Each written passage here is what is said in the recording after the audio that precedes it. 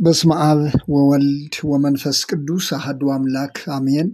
እንደምን አላችሁ? እንደምን ቆያችሁ? በያላችሁበት ሰላም እግዚአብሔር ይብዛላችሁ። አምላካችን እግዚአብሔር ስለዚች ዕለትና ሰዓት ክብርና ምስጋና ለእርሱ ይሁን። አባቶቻችን ይህን ሁሉ ሆኑ፣ እኛስ? በዚህ ርዕስ ለጥቂት ደቂቃዎች አብረን እንቆያለን። ስለ እምነት አባቶቻችን ሕይወትና ታሪክ በጨረፍታ እናያለን። እነዚህ አባቶች ለብዙዎች እግዚአብሔርን የማየትና የማመን ምክንያት የሆኑ የእግዚአብሔር ምስክሮች ናቸው። ትውልድ አልፎ ትውልድ በተተካ ቁጥር የእምነት ጽናታቸው ሲሰበክ ይኖራል። ለአምላካቸው የኖሩበት የሕይወት ምስክርነት ለሁሉም መንፈሳዊ ሞራል በመሆን እያገለገለ ይገኛል። ታሪኩን በዕብራውያን ምዕራፍ 11 ላይ ሰፍሮ እናገኛለን። እነዚህ አባቶች የኑሯቸውን ፍሬ እያያችሁ በእምነት ምሰሏቸው ተብሎ እንደተጻፈው እምነትና ኑሯቸውን እያየን እንድንመስላቸው በቃላት ሳይሆን በተግባር ኖሮ ያለፉ አባቶች ናቸው። የሐዋርያው ጳውሎስ መልእክት ወደ ዕብራውያን ምዕራፍ 11 ከቁጥር 1 ጀምሮ እንደዚህ ይላል። የተወሰነውን ክፍል ብቻ አነበዋለሁኝ። እምነትም ተስፋ ስለምናደርገው ነገር የሚያስረግጥ የማናየውንም ነገር የሚያስረዳ ነው። ለሽማግሌዎች የተመሰከረላቸው በዚህ ነውና ዓለሞች በእግዚአብሔር ቃል እንደተዘጋጁ፣ ስለዚህም የሚታየው ነገር ከሚታዩት እንዳልሆነ በእምነት እናስተውላለን። አቤል ከቃየል ይልቅ የሚበልጥን መሥዋዕት ለእግዚአብሔር በእምነት አቀረበ። በዚህም እግዚአብሔር ስለ ስጦታው ሲመሰክር እርሱ ጻድቅ እንደሆነ ተመሰከረለት። ሞቶም ሳለ በመሥዋዕቱ እስካሁን ይናገራል። ሞቶም ሳለ በመሥዋዕቱ እስካሁን ይናገራል። ሄኖክ ሞትን እንዳያይ በእምነት ተወሰደ፣ እግዚአብሔርም ስለወሰደው አልተገኘም። ሳይወሰድ እግዚአብሔርን ደስ እንዳሰኘው ተመስክሮለታልና። ሳይወሰድ እግዚአብሔርን ደስ እንዳሰኘው ተመስክሮለታልና። ያለ እምነት ደስ ማሰኘት አይቻልም። ወደ እግዚአብሔር የሚደርስ እግዚአብሔር እንዳለም ለሚፈልጉት ዋጋ እንዲሰጥ ያምን ዘንድ ያስፈልገዋልና። ኖህ ገና ስለማይታየው ነገር ተረድቶ እግዚአብሔርን እየፈራ ቤተሰቦችን ለማዳን መርከብን በእምነት አዘጋጀ። በዚህም ዓለምን ኮነነ፣ በእምነት የሚገኘውን ጽድቅ ወራሽ ሆነ። አብርሃም የተባለው ርስት አድርጎ ሊቀበለው ወዳለው ስፍራ ለመውጣት በእምነት ታዘዘ። ወዴትም እንዲሄድ ሳያውቅ ወጣ። ለእንግዶች እንደሚሆን በተስፋ ቃል በተሰጠው አገር በድንኳን ኖሮ ያን የተስፋ ቃል አብሮት ከሚወርሱ ከይስሐቅና ከያዕቆብ ጋር እንደ መጻተኛ በእምነት ተቀመጠ።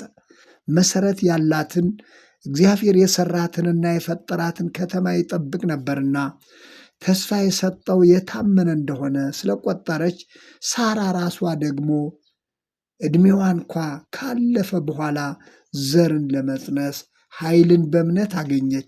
ስለዚህ ደግሞ በብዛታቸው እንደ ሰማይ ኮከብ እንደማይቆጠርም በባህር ዳር እንዳለ አሸዋ የነበሩትን የሞተን ሰው እንኳ ከመሰለው ከአንዱ ተወለዱ። እነዚህ ሁሉ አምኖ ሞቱ። የተሰጣቸውን የተስፋ ቃል አላገኙም። ዳሩ ግን ከሩቅ ሆኖ እያዩት ተሳለሙት። በምድርም እንግዶችና መጻተኞች እንዲሆኑ ታመኑ።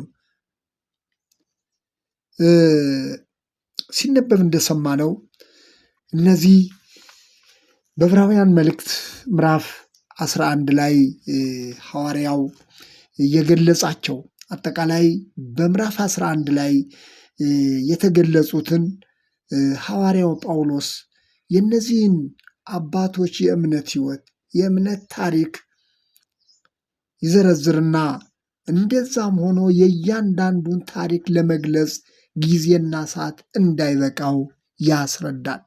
እንዳልተርክ ጊዜ ያጥርብኛል በማለትም ይገልጻል። እነዚህ ሰዎች በእምነት ታዘዙ፣ በእምነት እግዚአብሔርን ደስ አሰኙ። እነዚህ ሁሉ ሌሎችም የተሰጣቸውን የተስፋ ቃል ጠብቀው በብዙ መከራ እያለፉ በእምነት መጽናታቸውን ሐዋርያው በዕብራውያን መልእክቱ ላይ በስፋት ገልጾት እናገኛለን። ዓለም አልተገባቸውም ነበር ይላል። የተገባቸው እግዚአብሔርን ደስ ማሰኘት፣ እግዚአብሔርን መታዘዝ ነበር። እግዚአብሔርን ሌሎች እንዲያዩ፣ እግዚአብሔርን ሌሎች እንዲያምኑ ምክንያት የሆኑ ሰዎች ነበሩ። ስለዚህ ሐዋርያው በዕብራውያን ምዕራፍ 11 ላይ የእነዚህን አባቶች የሕይወት ጉዞ በእምነት መጽናታቸውን፣ በትዕግስት መጽናታቸውን፣ እግዚአብሔርን ለማስደሰት የከፈሉትን ውጣ ውረድና ዋጋ ሁሉ ይገልጽና ምዕራፍ 12 ላይ ደግሞ እነዚህን የሚያህሉ የእምነት ምስክሮች ካሉልንማ እኛም እነርሱን እያየን ወደ እምነታችን ፈጻሚና ራስ ወደ ሆነው ወደ ክርስቶስ በእምነት መጓዝ አለብን ሲል ይገልጻል። ዕብራውያን ምዕራፍ 12 ቁጥር 1 እስከ 3 ባለው ክፍል ላይ እንደዚህ አለ። እንግዲህ እነዚህን የሚያህሉ ምስክሮች እንደ ደመና በዙሪያችን ካሉልን፣ እኛ ደግሞ ሸክምን ሁሉ ቶሎም የሚከበንን ኃጢአት አስወግደን የእምነታችንን ራስና ፈጻሚውን ኢየሱስን ተመልክተን በፊታችን ያለውን ሩጫ በትዕግስት እንሩጥ።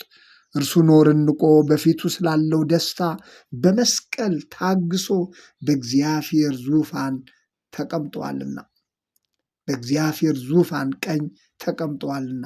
በነፍሳችሁ ዝላችሁ እንዳትደክሙ ከኃጢአተኞች በደረሰበት እንዲህ ባለ መቃወም የጸናውን አስቡ ይላል። አስቀድሞ በብሉይ ኪዳን በእምነት የታገሱትን በጽናት የቆሙትን የእግዚአብሔር ምስክሮች ከዘረዘረ በኋላ እኛም የእምነታችን ራስና ፈጻሚውን ኢየሱስን ተመልክተን በትዕግስት እንሩጥ ይላል።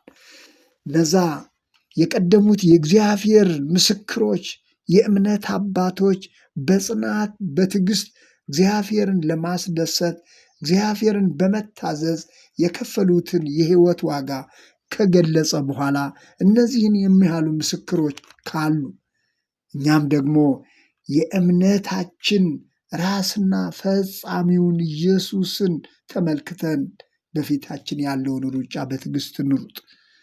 እነዛ በትዕግስት ተጉዘዋል። እኛም ዛሬ በትዕግስት መጓዝ በትዕግስት መሮጥ እንዳለብን፣ ብዙ ትዕግስት አስጨራሽ የሆኑ ነገሮች ባሉበት ዓለም ውስጥ ስንኖር ክርስቶስን እያየን በትዕግስት መሮጥ እንደሚገባን ሐዋርያው ጳውሎስ ይናገራል። እነዚህ የቀደሙት አባቶች ለሌሎች እግዚአብሔርን የማየት ምክንያት የሆኑ አባቶች ናቸው። ለሌሎች እግዚአብሔርን የማመን ምክንያት የሆኑ አባቶች ናቸው። በትዕግስት በመጓዝ እግዚአብሔርን በማስደሰት እግዚአብሔርን በመታዘዝ የኖሩበትን ሕይወት ከገለጸ በኋላ ከነዛ አባቶች እኛም መማር ያለብን ነገር እንዳለ የእምነታችን ፈጻሚና ራስ ወደሆነው ወደ ኢየሱስ ክርስቶስ ስንሮጥ በዓለም ባለው ሩጫ ውስጥ እርሱን እያየን ለመሮጥ ትዕግስት እንደሚያስፈልግ የአባቶቻችን ታሪክ የሆነውን የቀደሙትን ሕይወትና ታሪክ አሳይቶ እኛም ደግሞ ማየትና ማድረግ የሚገባንን ነገር እያየን እንድንሮጥ ሐዋርያው ጳውሎስ ያሳስባል። እነዛ አባቶች ሌሎች እግዚአብሔርን እንዲያዩ ምክንያት ሆነዋል። ሌሎች እግዚአብሔርን እንዲያምኑ ምክንያት ሆነዋል። እንደሚታወቀው ሰው እግዚአብሔርን እንዲያምን እግዚአብሔርን እንዲያውቅ ምክንያት ይሆናል። አንዳንዱ ደግሞ ሰዎች ከእግዚአብሔር እንዲወጡ ለእምነት ያላቸውን ክብር ለእምነት ያላቸውን እውነት እንዲተዉ ደግሞ ምክንያት ይሆናል። ሰው ለመዳን ምክንያት ይሆናል። ሰው ለመጥፋት ምክንያት ይሆናል። ሰው እንዲያምን ምክንያት ይሆናል። ሰው ከእምነት እንዲወጣም ምክንያት ይሆናል። የእነዚህን አባቶች የሕይወት ታሪክ ያለፉበትን የሕይወት ጉዞ እግዚአብሔርን በመታዘዝ እግዚአብሔርን በማስደሰት ዓለም ሳይገባቸው ለእግዚአብሔር ብቻ ኖሮ እንዲያልፉ ምክንያት የሆኑትን ሰዎች ስናይ ዛሬም ከነዚህ አባቶች እኛ የምንማረው ነገር እንዳለ ሐዋርያው ጳውሎስ በዕብራውያን መልእክቱ የጻፈውን መገንዘብ እንችላለን። የእነዚህን አባቶች የሕይወት ታሪክ፣ የእምነት ፍሬያቸውን፣ የአኗኗር ሕይወታቸውን ስናይ እኛም ከራሳችን አልፎ ለሌሎችም መኖርና መሆን የሚገባንን ነገር እንድንማር የሚያደርግ ታሪክ ነው። ሰው ወደ እግዚአብሔር የሚቀርበው እግዚአብሔርን የሚያምነው በሰዎች ምክንያት ነው። እግዚአብሔር ልዩ ልዩ ጥሪ ቢኖረውም የራሱ የሆነ የጥሪ መንገድ ቢኖረውም ሰዎች ግን ለሌሎች መዳን ምስክር መሆን ይችላሉ። ሰዎች ግን ለሌሎች ሕይወት ምክንያት መሆን ይችላሉ። ሰዎች እግዚአብሔርን እንዲያዩ ምክንያት መሆን ይችላሉ። እነዚህ ሰዎች እግዚአብሔርን እንድናይ ምክንያት የሆኑ የዘመን ታሪካቸው ክርስቶስን በሩቅ የተሳለሙ፣ የሚመጣውን መሲህ በተስፋ ያዩ፣ በመከራ ውስጥ ሆኖ ደግሞ በጽናት የቆሙ ዛሬ ላይ የእነዚህን አባቶች ታሪክ ባነበብን ቁጥር የእግዚአብሔርን ክብር፣ የእግዚአብሔርን ታላቅነት፣ እግዚአብሔር ለሰው ልጆች ያለውን ጥልቅ ሐሳብ እንድንረዳ በሕይወታቸው በዘመናቸው የከፈሉት ዋጋ ዛሬ ለእኛ ያለውን መንፈሳዊ ሞራል እንገነዘባለን። የእነዛን አባቶች ታሪክ፣ የእነዛን አባቶች ሕይወት አይተን ዛሬም ደግሞ የእምነታችን ራስና ፈጻሚ ወደሆነ ወደ ኢየሱስ ክርስቶስ በትዕግስት እየሮጥ ወደ ፍጻሜያችን ወደ ሕይወት ግባችን እየሮጥ በምድር በሚኖረን የሕይወት ጉዞአችን ለሌሎች መዳንና ሌሎች እግዚአብሔርን እንዲያውቁት እንዲያዩት ምክንያት መሆን እንደሚቻል የእነዚህ አባቶች ሕይወት በብዙ ያስተምረናል። ዕብራውያን ምዕራፍ 11 እና ዕብራውያን ምዕራፍ 12 የሰዎችን የሕይወት ግብ እግዚአብሔርን የሚያምኑ ሰዎች፣ እግዚአብሔርን የሚያመልኩ ሰዎች ከራሳቸው አልፎ ለሌሎች መዳንና ለሌሎች ሕይወት እግዚአብሔርን የማሳየትን ግብ አንግቦ የሄዱ እኛም ደግሞ በዘመናችን ከነዚህ አባቶች መማርና ማወቅ መሆን የሚገባንን የራሳችንን ኃላፊነት እንድንወጣ የምንማርበት ታሪክ ነው። ስለዚህ አምላካችን እግዚአብሔር ዛሬም ለእያንዳንዳችን ከነዚህ አባቶች ሕይወትና ታሪክ የምንማረውን እውነት ያስተምረናል። እግዚአብሔር ለመኖር ሲባል የሚከፈል ዋጋ እንዳለ፣ ዓለም ወደፊት እንዳንሮጥ ወደኋላ የሚጎትቱ ብዙ ሸክሞች እንዳሉት ሁሉ እኛም ደግሞ ሸክምን ጥለን ወደ ኢየሱስ ክርስቶስ ለመድረስ የሚከበንን ሸክም የሆነብንንም ኃጢአት አስወግደን ወደ አምላካችን ወደ ጌታችን ወደ መድኃኒታችን ወደ ኢየሱስ ክርስቶስ ለመድረስ መሮጥና መገስገስ የሚገባንን ነገር ያስተምረናል። እነዛ አባቶች፣ የቀደሙት አባቶች፣ የእምነት አባቶች በትዕግስት ሮጡ። በትዕግስት የተስፋን ቃል ይዘው ወዳሰቡበት ግብ በእምነት ገሰገሱ። እኛም መገስገስ የሚገባን የእምነታችን ራስና ፈጻሚው ኢየሱስ ክርስቶስን እየተመለከትን በዙሪያችን የሚከበንን እንቅፋት የሚሆንብንን ነገር ሁሉ አስወግደን ወደ እርሱ መድረስ እንደሚገባን፣ ለሌሎችም የመዳን ምክንያት፣ ለሌሎችም የሕይወት ምክንያት፣ ለሌሎችም እግዚአብሔርን እንዲያውቁ እግዚአብሔርን እንዲያዩ ምክንያት መሆን እንዳለብን ከነዚህ አባቶች የምንማረው ብዙ ነገር አለና እነዛን አባቶች ስናስብ እኛስ የሚለውንም እንድናስብ አምላካችን እግዚአብሔር ከቃሉ ያስተምረናል። ስለነበረን ጊዜ እግዚአብሔር ስም የተመሰገነ ይሁን። አሜን።